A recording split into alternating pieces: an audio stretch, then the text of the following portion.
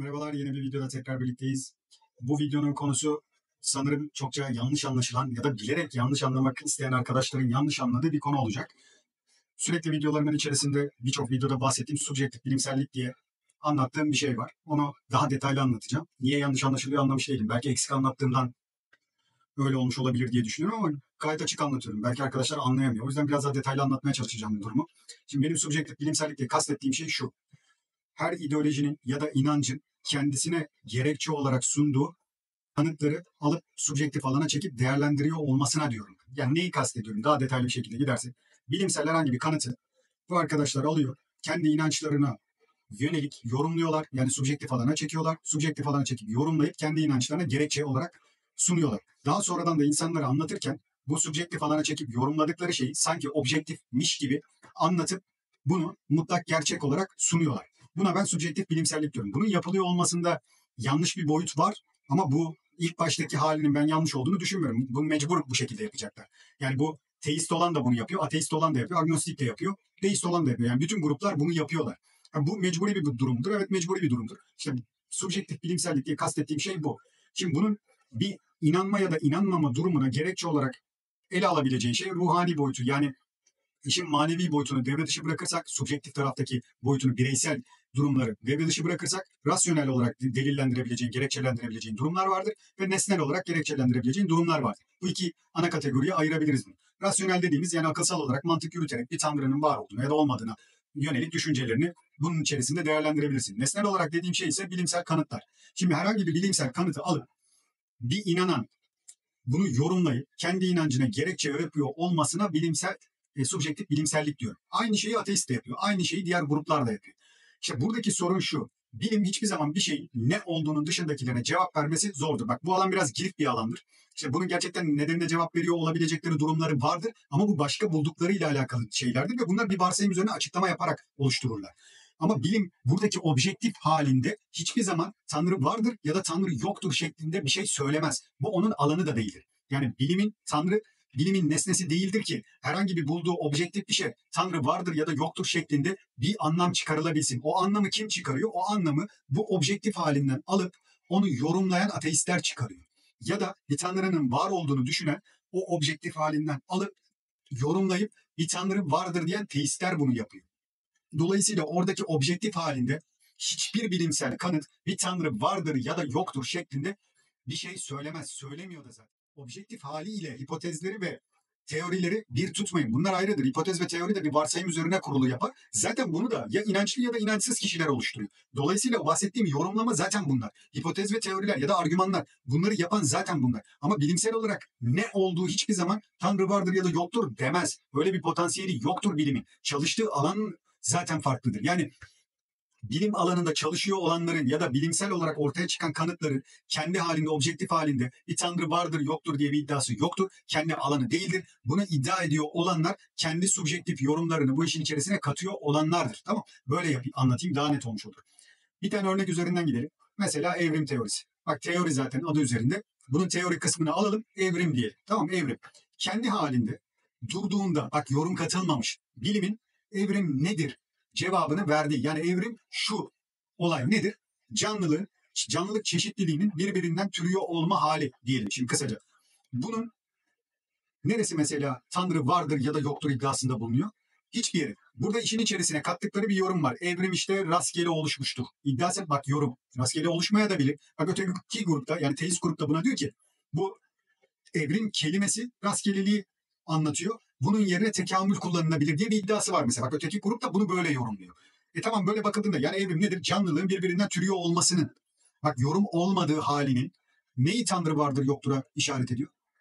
Ne alakası var? Bak, kendi alanı bile değil. Yani canlılığın birbirinden türüyor olmasının bir tanrı vardır ya da yoktur şeklinde bir iddiaya delil teşkili yoktur ki. Ya da bu canlılar birbirinden türemiştir, bu yüzden tanrı yoktur. Ya da canlılar birbirinden türemiştir, bu yüzden tanrı vardır şeklinde bir değerlendirme yoktur ki ortada. Buradaki yapılan işte o ne dediğim, bilimin neyi bulduğundaki nesi bu. Bunu alıyor, tamam, bak, bunu alıyor. İstersen bunu bilim adamı da fark etmez. İki tarafta da yapıyor. Bilim insanları bunu alıyor. Diyor ki evrim kendiliğinden oluşmuştur. İşte bunun başına da başka bir tane şey ekliyorlar, teori ekliyorlar. Yaratılışla alakalı ilk insan vesaire, detayına girmek istemiyorum şimdi onun. Bunu ekliyorlar. İşte diyor ki bu yüzden Tanrı yoktur. Bak, yorumladı. objektif olanı aldı, subjektif alana çekti. Bunu yorumladı, kendi inancı ideolojisi yönünde yorumladı ve ortaya koyuyor. Bunu ortaya koyarken de sanki buradaki objektif durum vardı ya, sanki kendisi yorumlamamış gibi, bunu objektifmiş gibi anlatıyor. Bak sorunlu olan tarafı burası işte. Burada yaptığı, bunu yorumluyor olup da kendi inancına gerekçe gösteriyor olmasında problem yok. Ama bunu sanki objektifmiş gibi, sanki oradaki ilk haliymiş gibi anlatıyor olmasında problem var. Aynı şeyi inanan da yapıyor. Alıyor buradan onu. Ne diyor? Şimdi canlılar birbirinden türemiştir. Tamam aldım, ben buna tekamül diyorum diyor. Alıyor bunu, yorumluyor. Diyor ki Tanrı'nın insanları yaratış biçimi, metodu bu şekildedir. Canlıları birbirinden türetmiştir. Bir yerden sonra da insan vasfına geldiği zaman ona insanlık vasfı vermiştir. Bundan dolayı da seçmiştir onu, peygamber göndermiştir vesaire, işte kitap göndermiştir. Bunu Tanrı planlamıştır. Bak bu da yorumladı, o da yorumladı. Bu da kendi ideolojisine göre yorumladı, bu da kendi ideolojisine göre yorumladı. İşte bu duruma subjektif bilimsellik diyorum ben, tamam. Var olan bilimin ortaya koyduğu ne olma durumunu alıyor, yorumluyor, kendi inancına, ideolojisine göre gerekçelendiriyor. İşte bu yapının adına ben söylüyorum subjektif bilimsellik. Ve bunu bütün gruplar yapıyor. Bundan yapmama durumu var mı? Hayır, yok, yapabilir. Bu da gayet doğaldır. Sorun şudur. Senin bu yaptığın yorumdan sonraki ortaya çıkarıp da insanlara bu yorumunu anlatırken bunu objektifmiş gibi anlatmayacaksın. Bu benim yorumum. Tamam, bitti. Bu subjektif bir yorum. Birçok insan aynı subjektif yorumu paylaşıyor diye bu onu objektif yapmaz. Tabii bunun farkına varmak gerekir. Yani objektiflik dediğimiz şey kişi sayısına göre niceliğe bağlı bir şey değildir. Bu hiç alakası yoktur.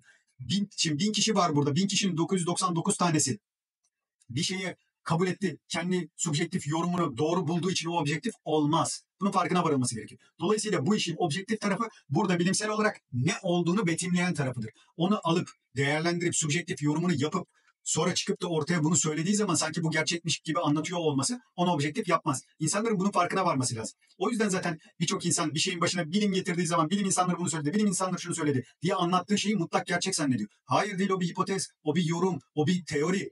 Bu mutlak gerçek değil. Onun gibi başka teoriler de var. Sen sadece kendi ideolojin bağlamında bunu doğru bulduğun için kabul ediyor olman bunu mutlak gerçek yapmaz. Bunu gerçek yapmaz. Bırak mutlaklığını, gerçek yapmaz. Gerçek yapmadığı gibi objektif de olmaz o. Bunun farkına varılması gerekir. Benim subjektif bilimsellik diye kastettiğim şey işte bu yapının adı. Tamam, bu yapılan şeyin adıdır. Ve bunun doğru olmayan tarafını da söyledim. Bunun yapılması, yani ben şimdi kendi inancıma gerekçe olarak herhangi bir şey alıp değerlendirebilirim. Derim ki bu Tanrı bu şekilde planlamıştır, böyle yapmıştır diyebilirim. Bu gayet doğaldır. Öteki taraftan bir ateist de alıp kendi inancına göre bak bu kendiliğinden olmuştur. Bu böyle olduğu için aslında bak bu Tanrı'nın var olmadığını gösterebilir şeklinde yorumlaması gayet normaldir. Ama bunların mutlak gerçekmiş gibi anlatılıyor olması yanlıştır. Bu daha bu konularda bilgisi olmayan, daha düşüncesi oturmamış kişileri kandırmaktır. Dolayısıyla bunu yapmamanız gerekiyor. Bu bir subjektif yorumdur. Ben bunu bu şekilde değerlendiriyorum. Sen de bunun üzerine düşünebilirsin. Yani belki benim bu söylediklerim sana fikir verebilir. Sen de böyle düşünüyor olabilirsin. O zaman bu şekilde inanabilirsin ya da bu şekilde ideolojiyi tercih edebilirsin diyebilirsin. Bak ben şahsen öyle diyorum. Mesela Tanrı var mıdır konusunda Tanrı benim için vardır, ben başkası için vardır diyemem. Bu kadar basit. Ben buna bir sürü gerekçe bulabiliyorum Tanrı için. Gerek inançsal bağlamda bulabiliyorum. Yani subjektif tarafta bulabiliyorum. Gerek rasyonel tarafta buluyorum.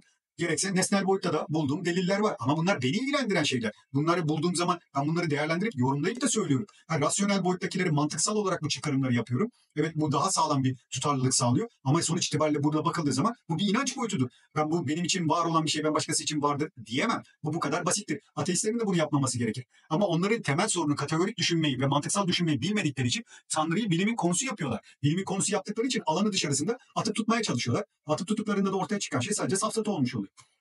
Her neyse, burada bitireyim ben bu videoyu. Kastettiğim subjektif bilimselliğin ne olduğunu daha detaylı bir şekilde anlatmış oldum. Evrim teorisi ya da evrim üzerinden de bunun nasıl şekillendirildiğini, ki bununla alakalı bütün söylemlerde, yani objektif olarak elde ne varsa, tutulabilir ne varsa hepsinde yapılan işlem budur. Dolayısıyla bunun farkına varılması gerekir. Yani bir tanrının olmadığına inanmak istiyorsan ya da ateist olmak istiyorsan ya da agnostik olmak istiyorsan ya da deist ya da teist olmak istiyorsan bunun farkına vararak ol. Yani burada senin yaptığın tercihin, yorumlamaların ne olduğunun farkına var. Hangi tarafı seçiyorsan bunun bir yorum olduğunu bil. Bunun mutlak kesin olmadığının farkına var. Bak ben kendi açımdan da öyle. Bu benim için bir mutlaklık teşkil edebilir. Bu benim için subjektif alanda mutlak bir anlam ifade eder. Dışarıda objektif olarak bunu mutlaktır diyemem ki ben. Ben Tanrı'nın varlığı mutlaktır diye ortaya da çıkamam. Subjektif bir boyuttur. Ben bunu bu şekilde değerlendirdiğim için bana göre evet mutlak bir Tanrı vardır. Ama bu bana göre subjektif bir boyuttur bu. Yoksa bilimsel olarak mutlak bir Tanrı vardır diye ortaya çıkan biri değilim ben açıkçası. Böyle ortaya çıkanların da ben çok mantıklı düşündüğünü açıkçası söyleyemem. Yine aynı durumun içerisine düşüyorlar. Yani kendi subjektif yorumlarını mutlak gerçek zannediyorlardı diyebilirim. Aynı ateistlerin yaptığı gibi. Dolayısıyla bence bu olayın farkına varırsanız bu durumların içerisinden çıkmanız çok daha kolay olabilir. Daha sağlıklı düşünebilirsiniz. Neyin ne olduğunun farkına varıp neyin hangi alanda düşünülmesi gerektiğini, neyin nelere gerekçe olabileceğini ya da kanıt olabileceğini ya da bunların üzerinde mantıksal bir tutarlılık olup olmayacağını o zaman doğru düzgün karar verebilirsiniz. Yani kategorik olarak mantıksal düşünmenin farkına varmış olabilirsiniz. Diğer türlü sürekli kandırılırsınız. Yani birinin herhangi bir yorumunu alıp onu mutlak gerçek zannedip hayatınız boyunca kendinizi kandırabilirsiniz. O yüzden bu durumların farkına varmanız gerektiğini düşünüyorum. Başka videoda da anlatmıştım ama önce yapmanız gereken şey şu: kategorik düşünmenin ne demek olduğunu farkına varacaksınız. O kategorinin içerisine giren kavramların çerçevesinin ne olduğuna, kavramlar arasındaki farklılıkların ayırmayı öğreneceksiniz. Kavramları birbirinden ayıracaksınız ve düşüncelerinizi bu bağlamda geliştireceksiniz. Bunu yapmadığınız sürece sürekli aldanırsınız diyeyim. Yani böyle uyarmış olayım ben sizi. Bu vesileyle de subjektif bilimselliği daha detaylı bir şekilde anlatmış oldum. Bu konudaki düşüncelerinizi yazabilirsiniz. Bu subjektif bilimsellik diye tanımladığım şeyi de değerlendirebilirsiniz. Kanalıma abone olur, videoyu beğenir, paylaşırsanız da memnun olurum. Başka bir videoda görüşmek üzere, hoşça kalın.